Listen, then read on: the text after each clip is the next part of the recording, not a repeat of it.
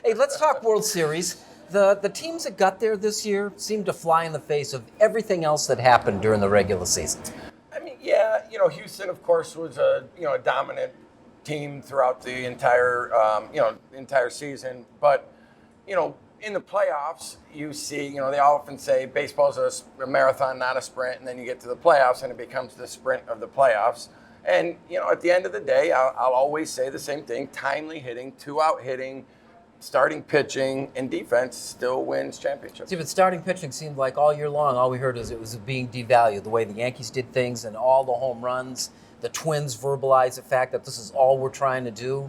And in the end, you've got two teams that are 7 pitchers deep in quality starting pitching.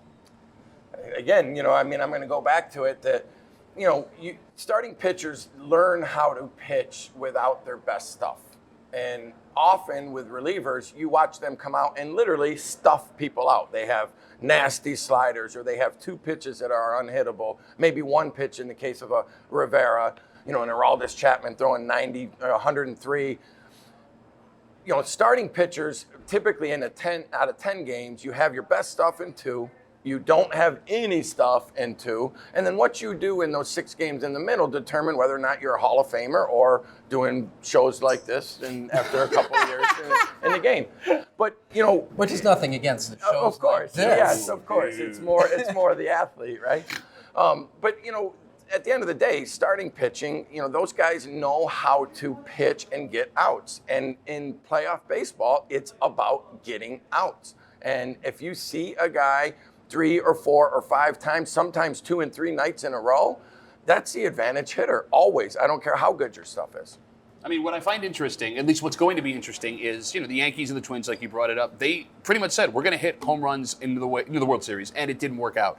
How many general managers are going to stick with that idea? How many years are they going to commit to, we don't need pitching and we're going to spend all our money trying to get the ball out of the ballpark? Because just because the Nationals and the Astros are in the World Series, it doesn't mean that it can't be done. But it also doesn't mean with all the success you're having in the regular season, hitting the ball out of the park, that can be done. So what do we have? 2-3 more seasons where a couple of teams are going to try and do this without the pitching before they finally say forget it? And how bucking a 15-year trend too. Well, but it's only the first year that it's happening, right? Like, what do you mean bucking a 15-year Well, trend? the whole strikeouts and the home runs have been increasing. Sure, but that's been the battle, right? Like, is it going to be the dominant pitching or is it going to be the ability to hit? If you commit to 2 to 3 years to decide, I don't need the pitching and we're going to try and win with hitting, well, you could set your franchise back not only the 3 years where you're not in the World Series, but the 4 years it's going to take to rebuild that entire roster front to back. Get you arms not only that are going to cost you money from somewhere else, but arms that are ready in your farm system that you may have already traded away to get bats that can try and put the ball out of the park. Is this a total indictment on the way the Yankees do business? I mean, because it's successful to the extent that they got to 3 consecutive American League Championship Series, but they're 6-12 in those games.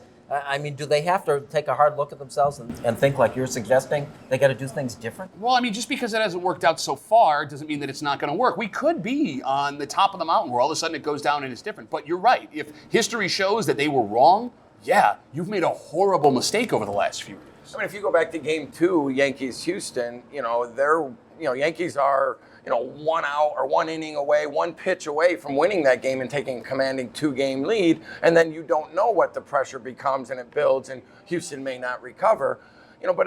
But when you're looking at especially a 7-game series, there are a lot of outs in that 7-game series. I look at the Yankees when I was growing up, and they tried to buy talent, and in my opinion, that's what we're seeing again. Yes, they have some homegrown talent. They are drafting big, strong home run type hitters in your Judge and some of those players.